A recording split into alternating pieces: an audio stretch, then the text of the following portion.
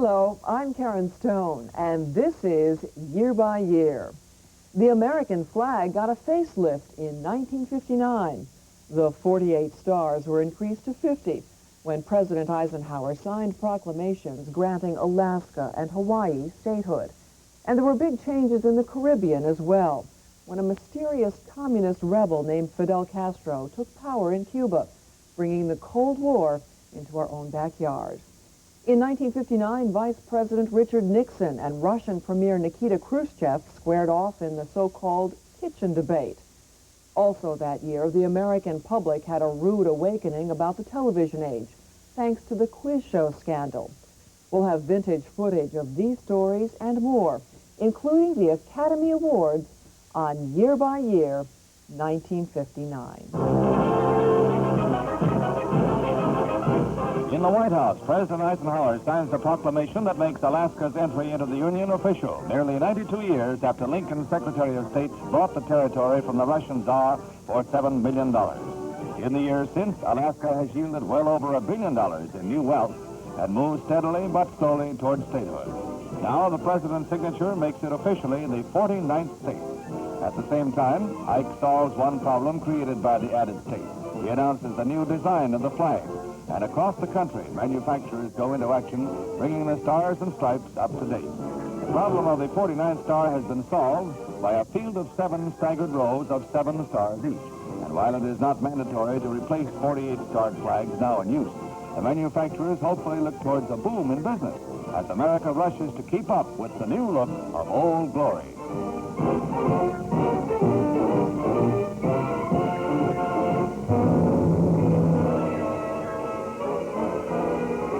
From his stronghold in the wild Sierra Maestre Mountains, Cuba's Fidel Castro emerged triumphant after 2 years of guerrilla warfare against the Batista regime. The revolution that began with Castro a fugitive, practically alone, landing with 82 followers, to be nearly wiped out by government forces, ended with the flight of dictator Fulgencio Batista and the entry into Havana of rebel forces to be acclaimed by the city.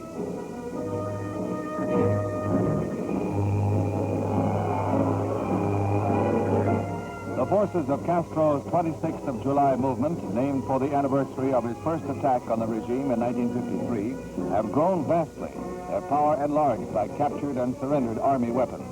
Nearly 2 years of hit-and-run warfare aimed at toppling Batista's government by paralyzing Cuba's economy culminated in victory as 1958 ended. Castro met an all-out government offensive with a counterattack, and in the battle for the key rail center of Santa Clara, won the crucial victory. Batista resigned to prevent more bloodshed and fled the country. His departure touched off wild rejoicing in the capital as the first elements of rebel forces entered Havana.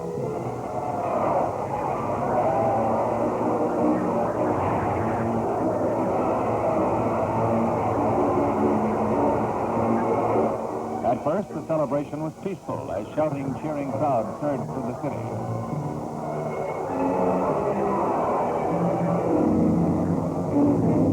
The temper of the throng changed, and an ugly mob reigned the streets. Prime targets, the symbols of the overthrown regime. The gambling casinos, the parking meters, the homes and businesses of Batista's cronies.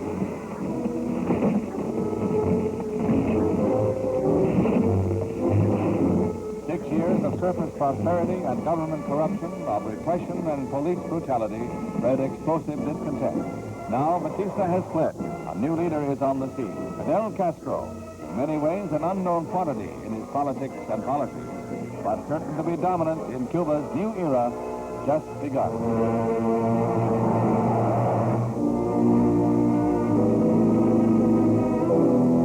Safely docked in Brooklyn, the liner Constitution shows a 40-foot gash in her port side, the scar from a collision in foggy seas outside New York Harbor with a Venezuela-bound tanker. Those ships were running empty, and ironically, each had just completed an overhaul. The Constitution superstructure had been extended forward, a multi-million-dollar conversion to give more passenger space. The Norwegian tanker, Jolanta, lies alongside, 100 feet of her bow broken off. On both the 569-foot oiler and the liner, there were no casualties. The collision took place in fog, but both ships were equipped with radar. A costly traffic accident in the busy crossroads of the sea outside New York Harbor.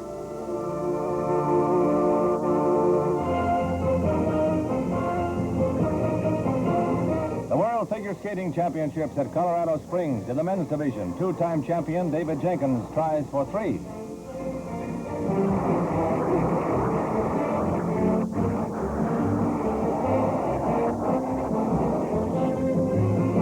A brilliant performance, climaxed by a flawless spin.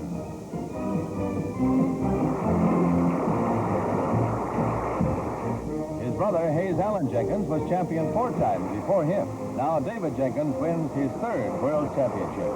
Next on the agenda, a crack at the Olympic gold medal in 1960, still following the family tradition. In the women's division, another champion, Carol Heiss, defends her crown. With a commanding lead in points, she gives a practically perfect performance in the free skating.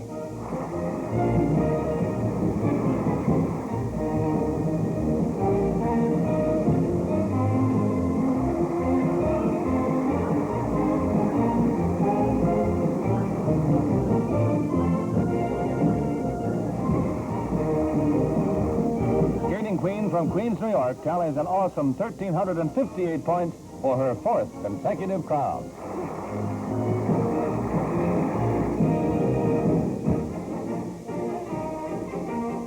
In Philadelphia, 37,000 weather-resistant fans are in the stands for the first edition of a new postseason grid event, the Liberty Bowl.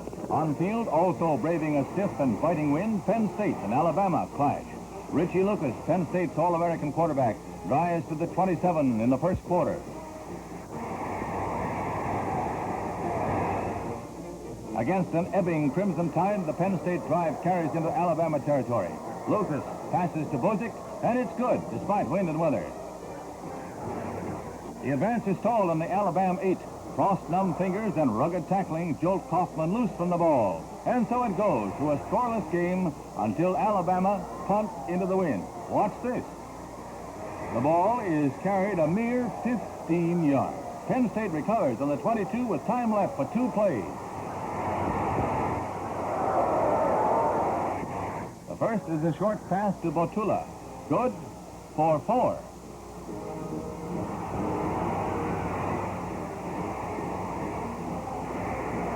With seconds remaining, a field goal attempt is in the cards, but Penn State fakes it. Quarterback Gale Hall tosses to Kaufman, and the skullduggery pays off with the only tally of the game. The Nittany Lions win the first Liberty Bowl 7-0. When Year by Year returns, Fidel Castro makes his pitch, baseball in Cuba, and what was new in 1959.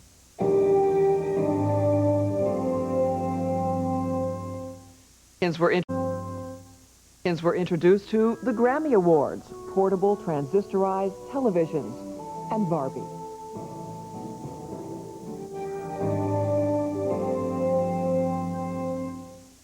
One million machete-wielding peasants jammed the square before Cuba's national capital in response to the call of Fidel Castro for a celebration of the 6th anniversary of his 26th of July revolutionary movement. It is perhaps the greatest mass rally ever staged in the Western Hemisphere, a telling demonstration of Castro's sway over the Cuban masses. Showing another aspect of his character, the unpredictable Castro dons a baseball uniform to pitch a full inning in a benefit game for his agrarian land reform fund. His new president, Dorticos, tosses the first ball, and the game is on. Castro pitching is credited with striking out the 3 batters he faces. Could be. This one game where the ump really has to be careful. Viva Fidel! A test flight into the strange realm of zero gravity. In this plane, which first power dives, then pulls upward sharply and coasts on, gravity disappears, counterbalanced by centrifugal force. And spacemen of tomorrow, together with Life Science editor Warren Young, get a taste of the world of weightlessness.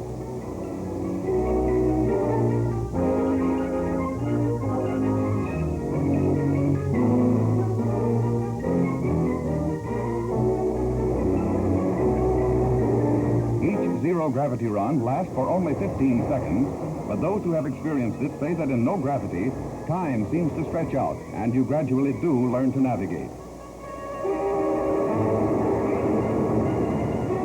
Many problems of life at no gravity remain to be discovered, let alone solved.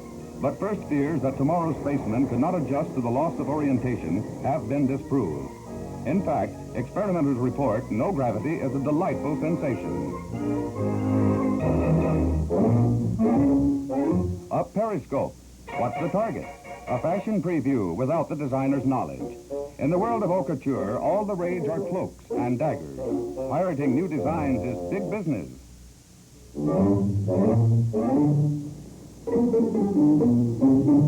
As these expose films show, no matter how the honest designers try to protect themselves, the pirates are always a leg up on them. Innocent doodling or friendly back-scratching turns out to be real undercover work. Another coup for the Corsairs on a no longer exclusive design headed for the cut-price market.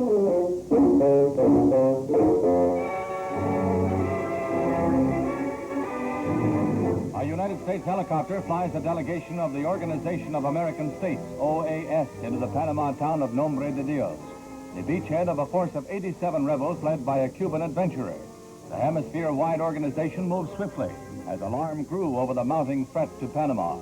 Some of the freebooters told investigators that they were sent by Fidel Castro's brother, but Cuba officially denied involvement, and a Cuban representative on the peace team helped swing their decision to abandon the week-old campaign.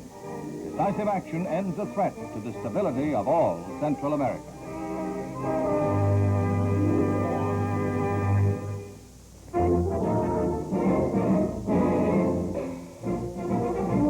Gettysburg Farm is the first stop for Secretary of State Christian Herter after the Allied Foreign Ministers Conference in Paris, Herter's first major job in his new post. He reports on the policy agreed on for the foreign ministers meeting with Russia's Gromyko in Geneva. Details of the Allied proposal will not be made public until after being presented to the Soviets. Report completed. Back to the capital by helicopter.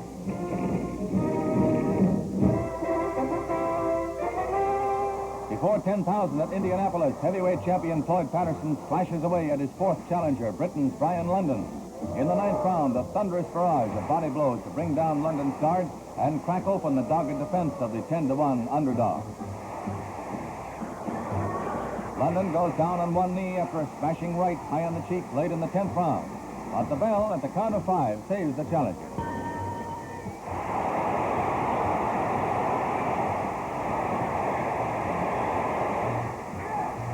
11th round. This is Patterson's first title defense in months. Afterwards, he said he was rusty, only 55% of himself. But the champ's reflexes are clicking now, and he solves London's defense.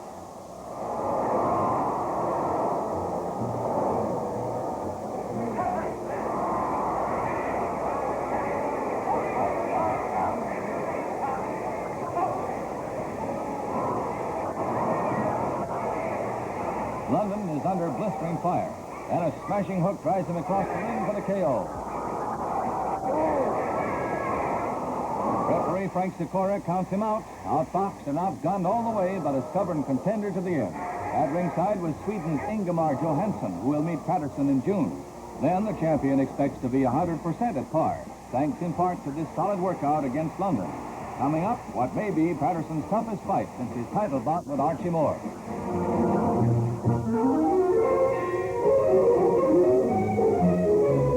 At Edwards Air Force Base, a B-52 mother plane carries aloft the X-15 rocket plane for another in the painstaking series of development tests, leading up to the epic mission for which it was designed, to carry a man beyond the fringes of the Earth's atmosphere and to return him to the ground.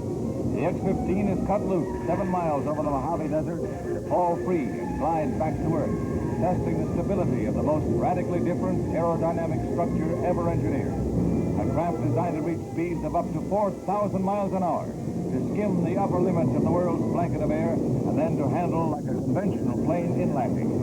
In this powerless flight, pilot Scott Crossfield brings the X-15 down through the pre-planned glide pattern without a hitch. The space plane's first free flight is a success.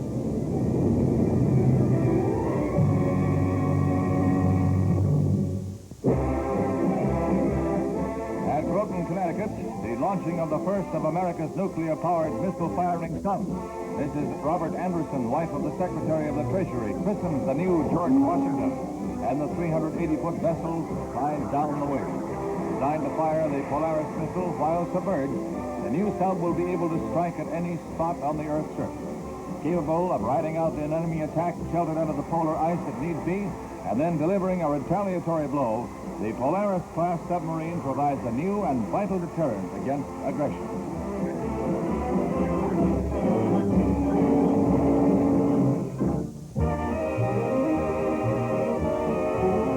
On the fashion calendar, it's time to think of spring, which means Easter, which means hats, such as this Lily Daché, or this Chesterfield Original Cloche or Cherry Fizz Pink Petals. Just two items in a collection from the top designers of New York, Paris, California, and Miami, showcased at an old Spanish monastery in Miami, all chiming the same fashion note, light, airy, colorful.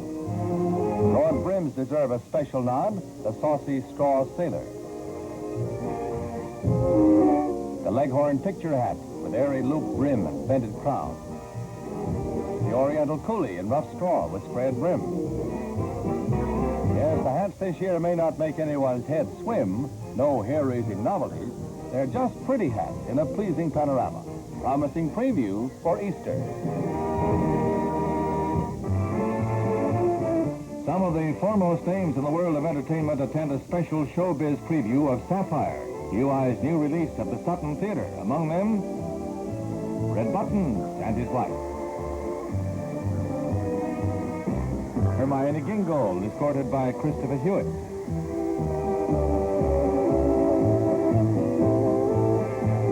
Edward Mulhare. Yolanda Beth-Beasy, former Miss America, and Jeffrey Lynn. Nancy Berg and Jeffrey Horn. Nancy Olson.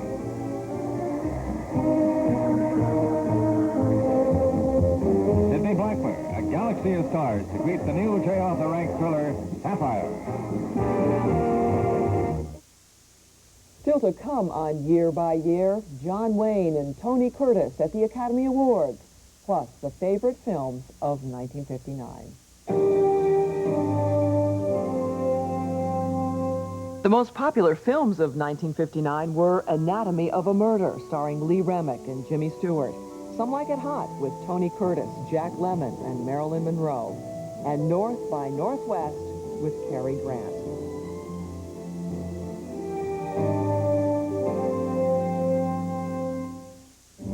Hollywood's biggest night of the year, the Academy Award ceremonies at the Pantages Theater. Returning to Hollywood after 10 years' absence, Ingrid Bergman attracts an extra measure of attention among the dazzling roster of luminaries on hand. Janet Leigh and Tony Curtis are others of the hundreds of stars and celebrities present for Hollywood's own accolade to its finest. The Academy's choice as Best Actress of the Year is announced by James Cagney. Lucky Lovely, Susan Hayward, and I want to live.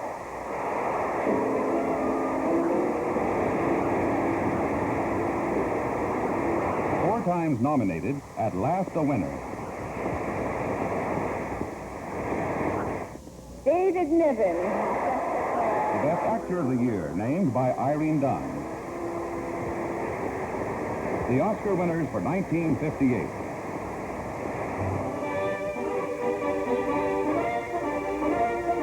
Highlights of 1959 in the world of sports.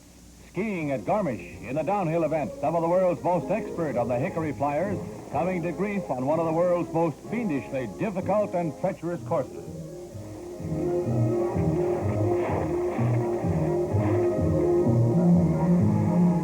They set back the art of skiing by decades with this event. The world-famous Arlberg-Kandahar ski meet, a very upsetting spectacle all around.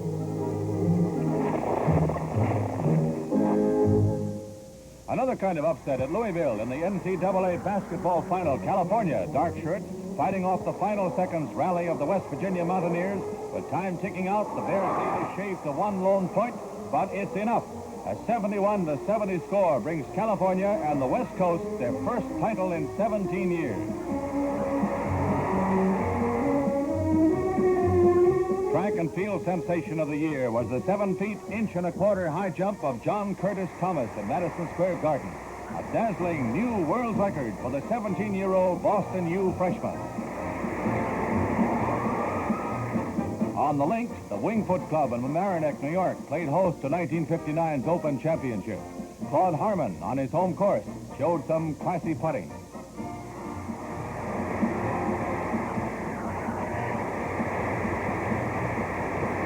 But Billy Casper, with the finest putting of all, took charge right down the line, finishing with 282, 2 over par, to beat his closest challenger by a one-stroke margin. Bill Casper from Apple Valley, California, National Open champ. The tops in tennis at Forest Hills, where Australia won back the Davis Cup, and Neil Fraser, the southpaw from down under, sprang an upset by defeating Alex Olmedo, America's Peruvian Indian star, and 2 weeks later repeated the triumph to win the United States singles crown as well.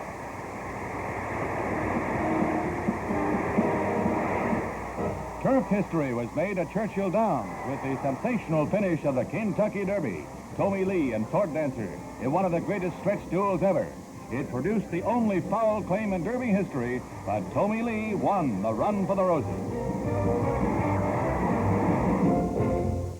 The World Series came to a rousing climax in Chicago with the White Sox championship contenders for the first time in many years, but looking very shaky against the Los Angeles Dodgers miracle team.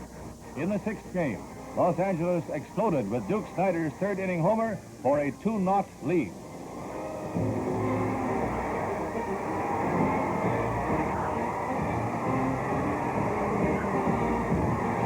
Then in the 4th, reliever Dick Donovan was belted for 6 more runs. Wally Moon climaxed the barrage with a long drive into the stand.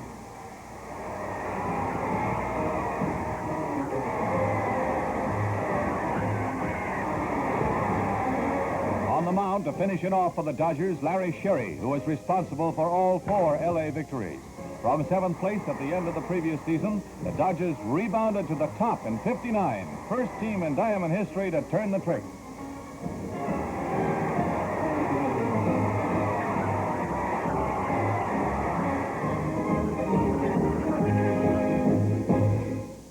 In San Francisco, the AAU Platform Diving Championships at Fleischhacker Pool offered a superb display of the most graceful events in the world of sports.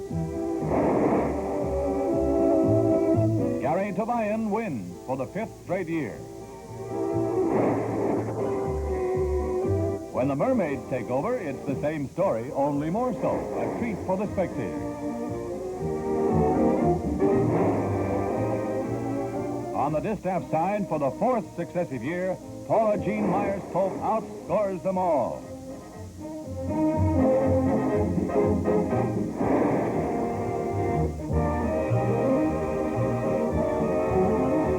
Beauty upstages the beast at the San Diego Zoo when a bevy of glamour girls moves in to showcase a fashion line owing a certain amount of inspiration to the animal kingdom, like the leopard, for instance, sleek and spotted. Or something black and pantherish. In coats, the newest styles still utilize a classic fabric right off the back of the ship of the desert. Camel's hair. What else? Fashion for a nifty nomad. The penguin is the epitome of elegance. Its natural white bib and tucker providing the pattern for eye-catching black and white evening frocks.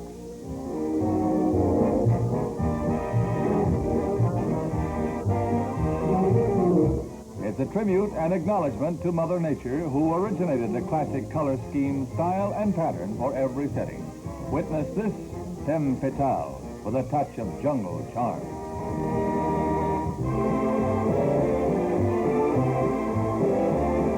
Contestants for the title of Miss Universe take the stage for the finals at Long Beach, and everything is in good shape for this year's edition of the Battle of Beauty, with curvaceous contenders from every corner of the globe.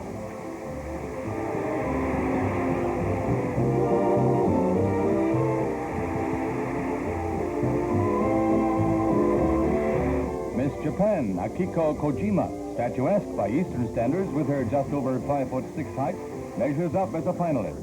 She's 37, 23, 38.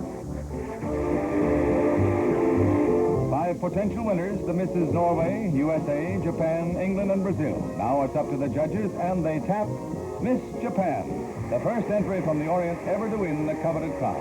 A rising beauty from the land of the rising sun.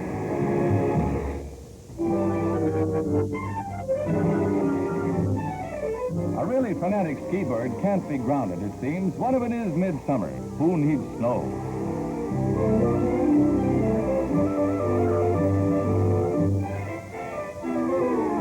The place, Italy's Ponte di Legno, where history of a sort is made with a new plastic surfacing that's almost as good as the cold, white, old-fashioned stuff.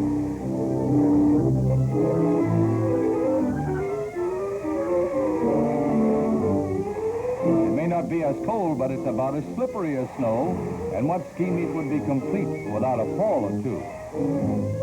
But mostly they're jumping in fine style. Considering the off-season setting, they're doing incredibly well. And of course, a 150-foot jump isn't bad any time of the year. The winner, Nilo Zanadel, thanks to the magic of plastic. Isn't progress grand?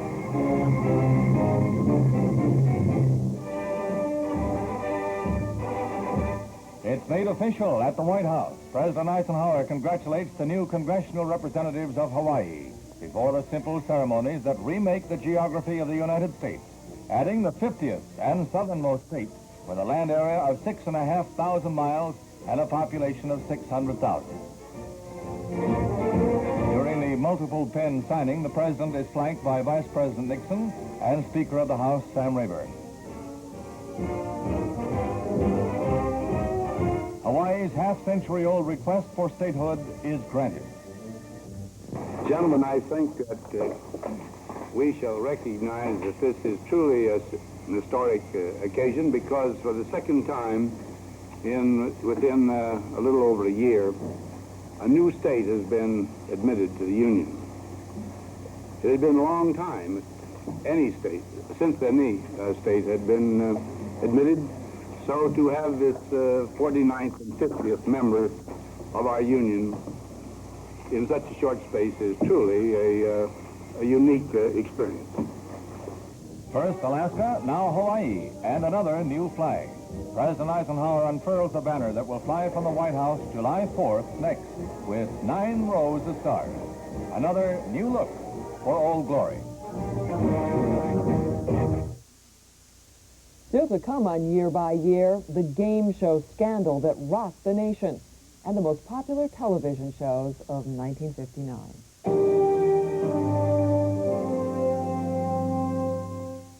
The country's favorite television shows were Gunsmoke, Wagon Train, and The Danny Thomas Show.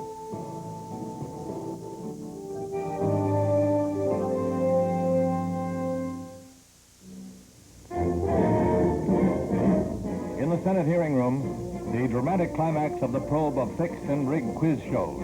Charles Van Doren's wife and father, poet Mark Van Doren, are in the audience as committee chairman Senator Orrin Harris opens the hearing. Charles Van Doren arrives to apologize and attempt to explain to the millions whose friendship and respect he had won.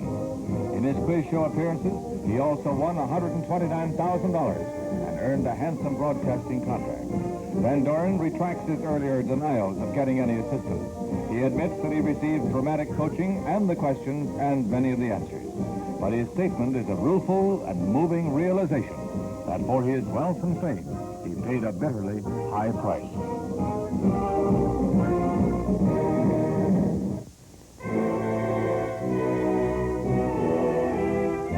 A tiny rural church in the tiny village of Søgne, Norway, becomes a familiar sight for Americans. And an unknown family named Rasmussen becomes world famous. Governor Nelson Rockefeller escorts the mother of the bride to the wedding of their children, a union of one of the world's richest families and one of its simplest. Mrs. Rockefeller goes in with Stephen. The 21-year-old bride is led by her father, Christian, a now renowned retired grocer. 5,000 well-wishers wait outside, amongst them hundreds of newsmen. What might have been a story for the society pages is headline news, a retelling of the oldest story. Anne Marie Rasmussen, once a maid in the Rockefeller home, is Cinderella come to life. Beside her husband, Stephen, she is now Anne Marie Rockefeller. According to Norwegian tradition, they hadn't kissed during the ceremony, but they do for the American cameraman. A happy ending for a modern fairy tale, and they lived happily ever after.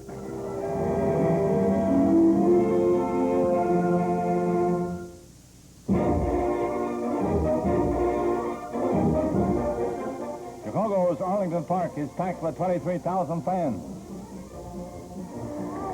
The start of the $125,000 Arlington Handicap. At post position, wearing number 1 is the favorite, Round Table, racing's biggest moneymaker. He's the horse to watch. In the backstretch of the mile and 3/16 Classic, Round Table, now on the outside, puts his nose into the lead.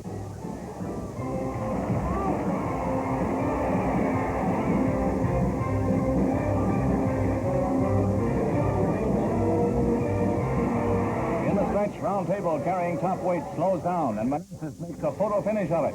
But that's all. Round Table sets a world record for the distance and brings his grand winning total more than $1.5 million.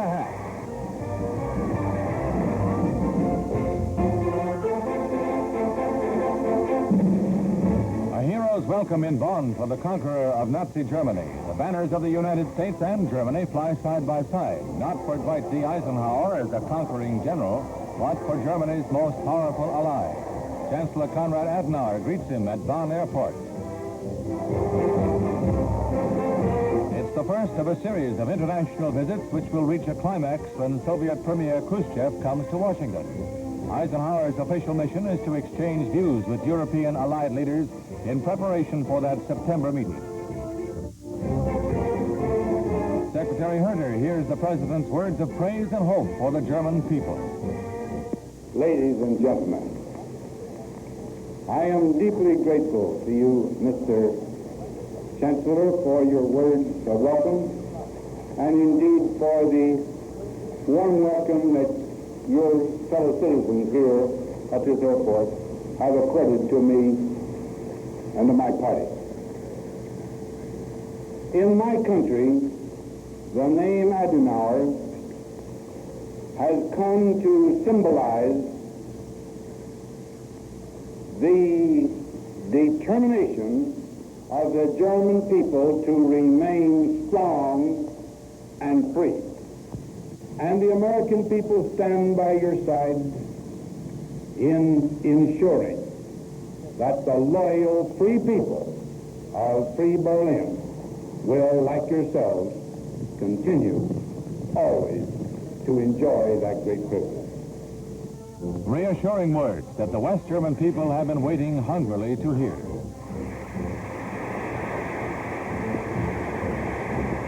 $315,000 cheering people line the 20-mile route from the airport.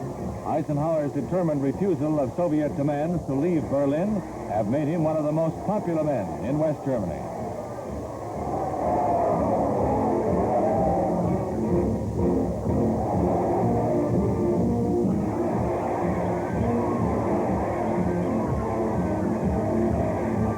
Triumph for the president as he begins what may turn out to be the most significant chapter of an epic career.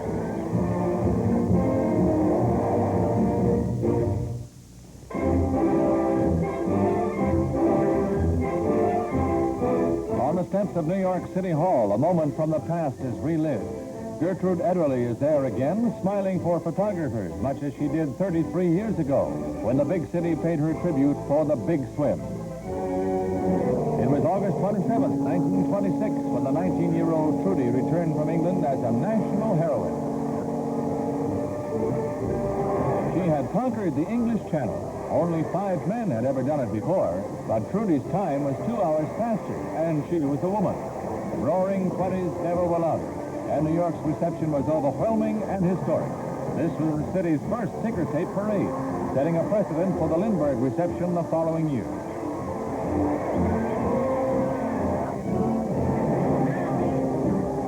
In 1959, Gertrude Ederle is an active businesswoman, still interested in sports, especially swimming. But 1926 belonged to her. Trudy, alongside fabulous Mayor Jimmy Walker, the toast of the town.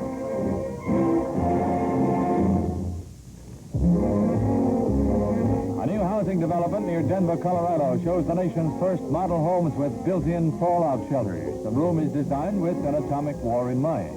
But behind each 8-inch thick reinforced concrete wall, it may prove to be just what the harried housewife is looking for when life with the kids gets too hectic. This model is equipped for a long stay, for minimum comfort and maximum protection. Bunk beds conserve space, and battery and hand-powered equipment is there.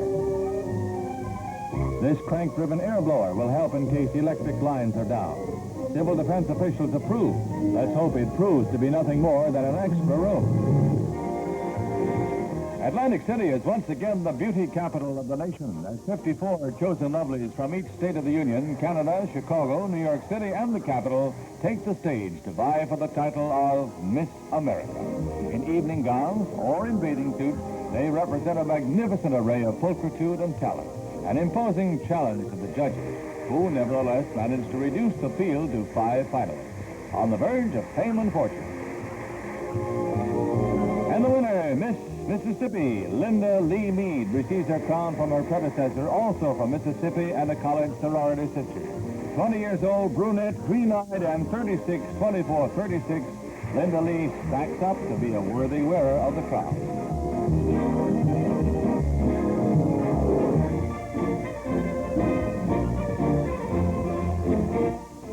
Soviet Russia scores a dramatic victory in the exploration of space with the launching of the first rocket to hit the moon.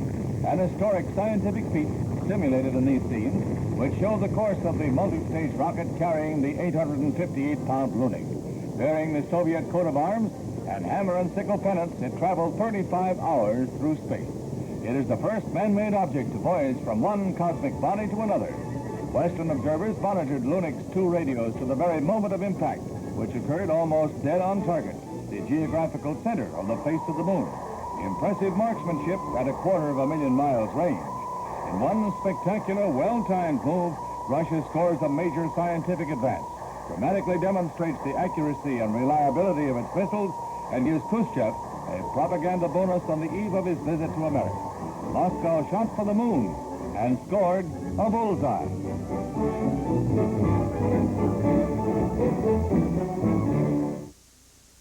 The early days of television treated us to news in the making.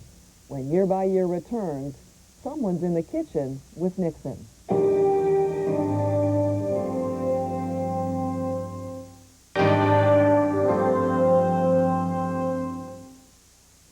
In 1959, Americans were used to seeing the kitchens of Lucy Ricardo and Harriet Nelson. But for a few minutes in 1950, a kitchen in Moscow would capture the attention of the world. Richard Nixon and Nikita Khrushchev debated ideologies in an impromptu exchange called the Great Kitchen Debate.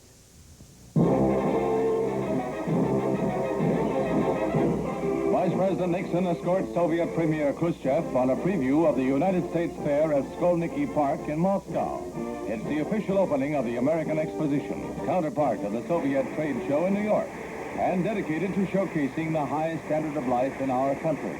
But on this occasion, traditional diplomacy goes by the board, and the story of the fair itself is eclipsed by a crackling exchange between Nixon and Khrushchev, begun off-camera and finished off before the American Ampex color videotape recorders. Every aspect of the Cold War and Soviet-American rivalry is argued in blunt and forthright terms. The threat of atomic warfare, diplomacy by ultimatum, economic progress. Says Mr. Key, the Soviet will overtake America and then wave bye-bye.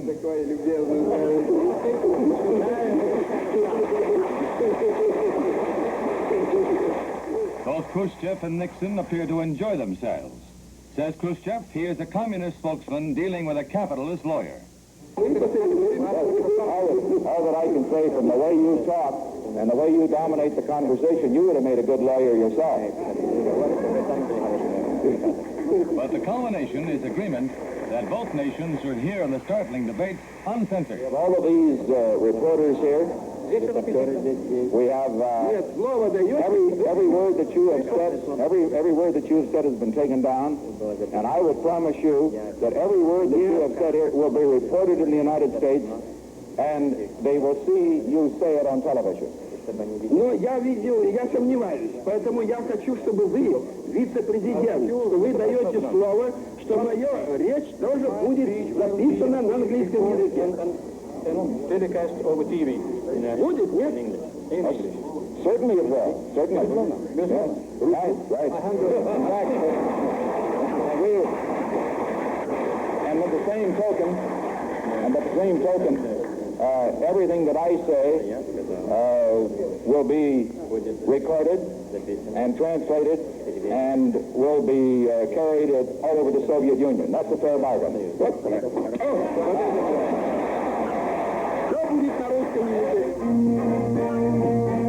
Summer can't have much longer to go, not when they're taking to the ice at Atlantic City. It's the warm-up for this year's edition of the Ice-Capade before its annual cross-country tour. That's Helga, an import from Germany, cutting a fine figure on the frozen floor.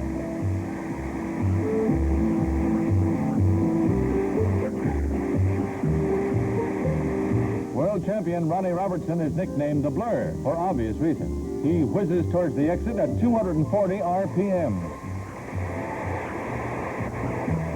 Even a shaggy dog story in the 41-act extravaganza.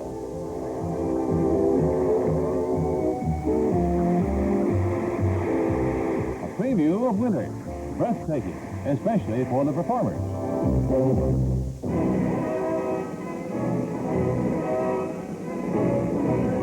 In Tehran, the resplendent Golestan Palace is the setting for the 40th birthday celebration of Shah Mohammad Reza Pahlavi, who received the felicitations of the diplomatic corps and leaders of the government and the military. At this time, rumor had it the Shah would announce his third marriage, but the monarch remained silent on the topic, as the ceremony concluded with a traditional and spectacular pyrotechnic display.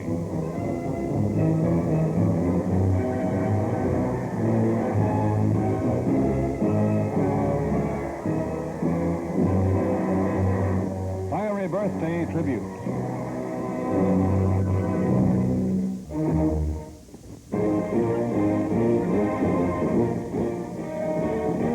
At Yankee Stadium, it's Army against the Air Force, with Air Force Secretary Douglas and Chief of Staff General White among the 68,000 cheering the inaugural of a new service classic. The Falcons lead by 6, and Glenn Blumhart takes Caldwell's pass to put Army back in the fray.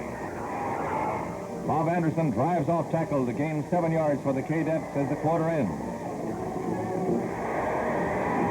Playing with a leg injury, Anderson plows across for the TD, and Army goes into the lead 7-6. Towards the end of the half, Anderson plunges over the goal line again, and Army heads the Falcons 13-6. In the final quarter, Joe Caldwell passes to Don Ussr. It's a fumble, and John Balcom grabs it for the Air Force on the Cadets 30.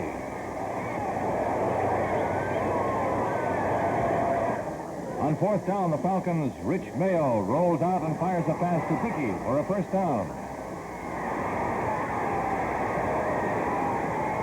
2 plays later, Mike Quinlan streaks wide around right end to score, and the Falcons tie it up in the closing minutes. It's a thrilling beginning for a new gridiron tradition as the Falcons race the clock with another scoring threat. The kick by Pupik is wide of the goal post. The game ends 13-all with glory aplenty for both sides.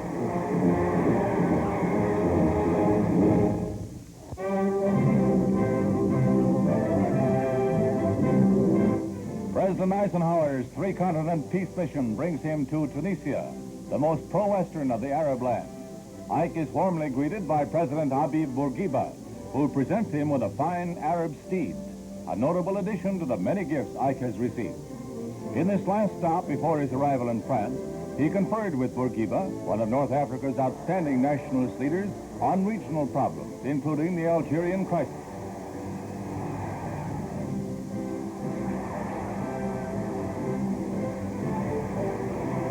A fruitful visit in the smallest station on Ike's 22,000-mile itinerary ends as President Eisenhower flies to the USS Des Moines for a cruise to the French shores.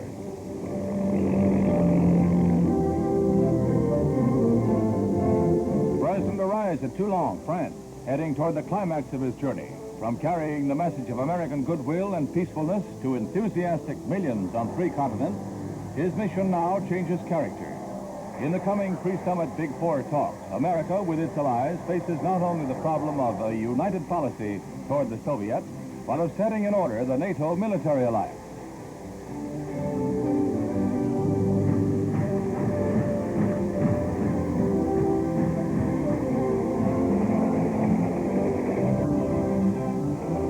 On the train to Paris, the president appears to have stood the grueling pace of his journey better than anyone else in his party.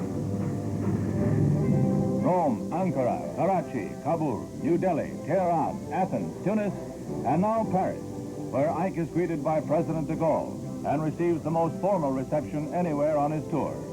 General de Gaulle, with his emphasis on restoring French grandeur and his opposition to integration of French military forces into NATO units, stands as the central figure in the Paris talks.